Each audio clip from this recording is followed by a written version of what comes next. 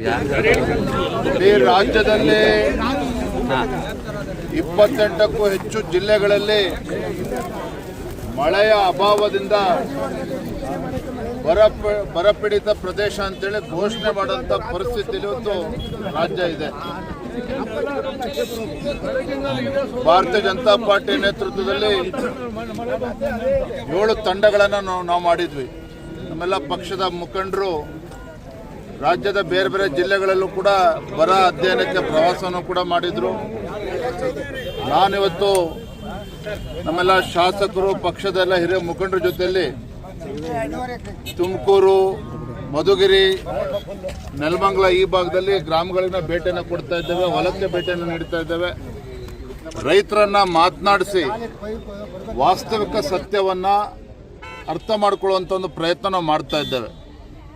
ಮೇಲ್ನೋಟಕ್ಕೆ ಗೊತ್ತಾಗ್ತದೆ, ತುಮಕೂರು ಜಿಲ್ಲೆನಲ್ಲಿ ಬಹುತೇಕ ಎಲ್ಲ 10 ತಾಲೂಕುಗಳನ್ನು ಕೂಡ ಬರಪೀಡಿತ ಪ್ರದೇಶ ಅಂತೇಳಿ ಘೋಷಣೆ ಮಾಡಲೇಬೇಕಾದಂಥ ಅನಿವಾರ್ಯತೆ ಸೃಷ್ಟಿಯಾಗಿದೆ. ತುಮಕೂರು ಜಿಲ್ಲೆ ಬಹುತೇಕ ಎಲ್ಲ ತಾಲೂಕುಗಳು ಕೂಡ ಬರಪೀಡಿತ ಪ್ರದೇಶ ಅಂತೇಳಿ ಘೋಷಣೆ ಮಾಡಬೇಕಾಗಿದೆ. ಈ ಭಾಗದಲ್ಲಿ ಅತಿ ಹೆಚ್ಚು ಬೆಳೀತಕ್ಕಂಥ ರೈತರು ಬೆಳೆಯುವಂಥದ್ದು ಇವತ್ತು ತೆಂಗು ಬೆಳೀತಾರೆ, ಅದೇ ರೀತಿ ಹಣ್ಣು ತರಕಾರಿಗಳನ್ನು ಕೂಡ ಬೆಳೀತಾರೆ, ರಾಗಿ ಅತಿ ಹೆಚ್ಚು ಬೆಳೀತಾ ಇದ್ದಾರೆ. ನೋಡಿ, ಇವತ್ತೇನು ಹೊಲದಲ್ಲಿ ನಾವು ನಿಂತಿದ್ದೇವೆ, ಪಾಪ ರೈತರು ಹೇಳ್ತಾ ಇದ್ರು 1.5 ತಿಂಗಳಿಂದನೇ ಅವರು ಬಿತ್ತನೆ ಮಾಡಿ ಫಸಲು ಇವತ್ತು ಕೈಗೆ ಬರಬೇಕಾಗಿತ್ತು. ಆದರೆ ಇವತ್ತಿಗೂ ಕೂಡ ಬಿತ್ತನೆ ಇವತ್ತು ಪ್ರಾರಂಭ ಆಗಿಲ್ಲ. ಅಂದರೆ ರೈತರು ಇವತ್ತು ಭಾಳ ಸಂಕಷ್ಟದಲ್ಲಿದ್ದಾರೆ. ನಾನು ರಾಜ್ಯ ಸರ್ಕಾರಕ್ಕೆ, ಮಾನ್ಯ ಮುಖ್ಯಮಂತ್ರಿಗಳಿಗೆ ಒತ್ತಾಯ ಮಾಡ್ತೇನೆ, ರೈತರು ಸಂಕಷ್ಟದಲ್ಲಿರುವಂಥ ರೈತರಿಗೆ ಪರಿಹಾರ ಅನ್ನೋದು ರಾಜ್ಯ ಸರ್ಕಾರ ಕೊಡಬೇಕಾಗ್ತದೆ.